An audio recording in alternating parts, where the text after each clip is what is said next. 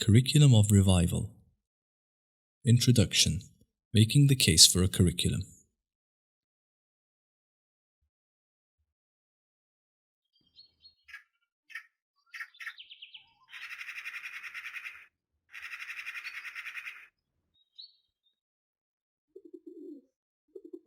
"My king," the vizier called out from under the balcony. The king snapped out of his ruminations and looked down. "I've noticed that you have often been lost in thought these days. Is something the matter?" "Oh, vizier, I am very troubled by all the oppression that is going on around us. The Mongols have been invading the Muslim world for many, many years, leaving behind them a trail of destruction and suffering. They have desecrated the sacred, stolen our lands, and committed genocide after genocide. To make matters worse, during this entire period, we have just stood by and not actually done anything of real significance to put an end to this.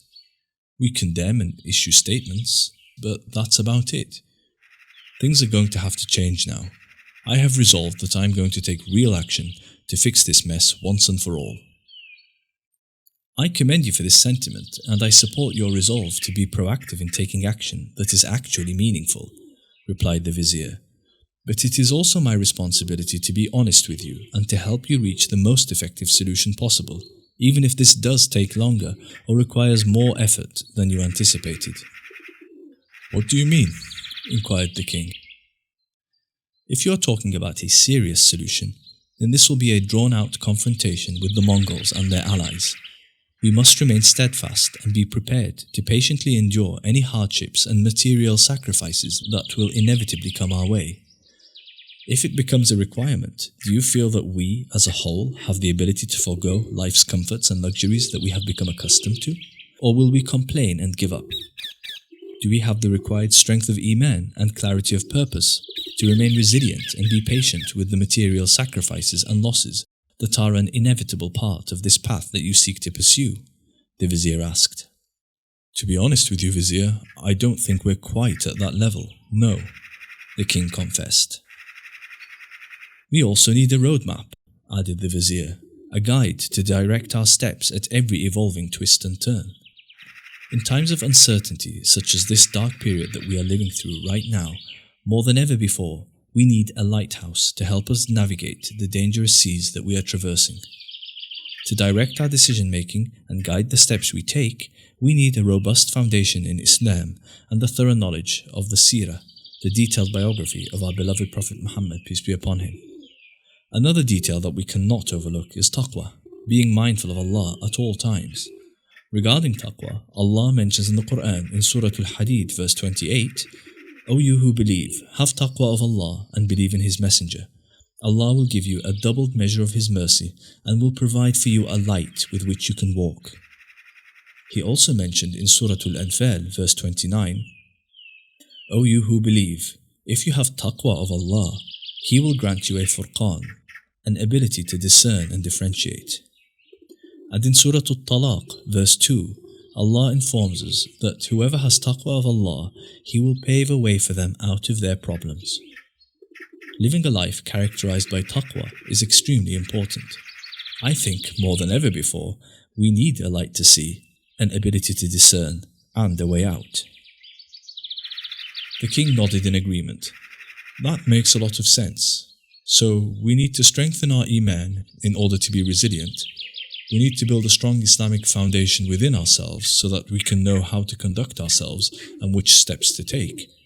And we need to develop a strong sense of taqwa of Allah in our lives so that, in times of confusion, Allah can bless us with a guiding light." "Precisely," the vizier concurred. "We need to go through a detailed curriculum that will work on laying a solid foundation to help prepare us for taking action against the Mongol invasion." "However," objected the king, "would this not take too long to achieve? Is it really a necessity to go through such training before taking action?" "My king, by proactively working on ourselves with the intention of getting ready to resist the Mongol invasion, we are indeed taking action. We are in this situation precisely because we have strayed away from the path of Islam and lost sight of our Islamic principles and our purpose in life. Therefore, without making these changes within ourselves and building a healthy, strong Islamic foundation, there can be no successful, lasting solution. What you say is logical, commented the king. But I am the leader of my people. Surely, if we focus on going through this curriculum with me, I can lead my people effectively. And, at the same time, this will save time. My king, of course it is important for you to develop the necessary foundation to help you lead effectively, the vizier explained. But it is equally necessary for the people you lead to be on the same page as you.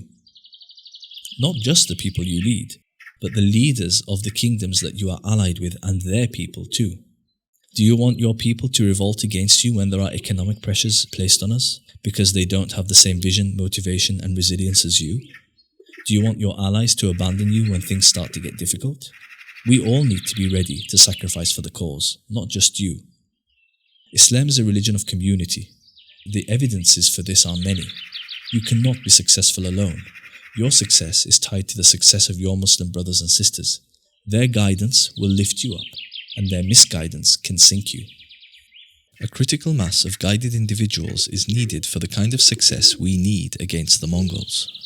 In a famous hadith found in Bukhari and Muslim, the wife of the Prophet Muhammad, peace be upon him, asked him, "Would we perish whilst there are righteous people amongst us?" The Prophet, peace be upon him, replied, saying, "Yes, if the evil becomes plentiful." Let us not forget the story of the disobedient people of Prophet Musa alayhi salam, mentioned in Surah Al-Ma'idah, verses 20 to 26.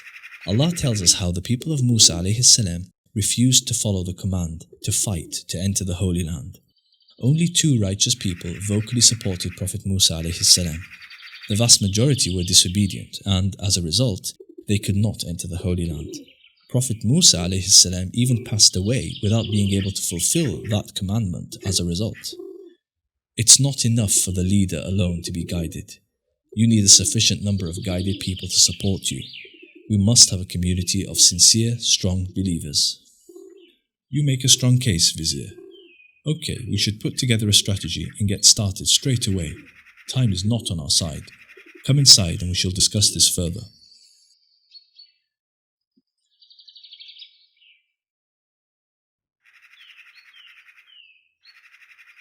The purpose of the Al-Magalla project is to contribute towards Islamic revival in the Muslim Ummah. We aim to do so through the medium of storytelling. To make this project sustainable, full-time dedication is required. All artwork is original, and the creative process involved is both complex and time-consuming. If you believe in this revivalist vision and would like to support our mission, we have set up an Islamic art gallery, Roar Art, which you can patronize to help us keep this effort a full-time one. You can also support us through subscription to the Al-Magalla Patreon channel. Further details can be found in the video and channel descriptions. Jazakumullahu khairah.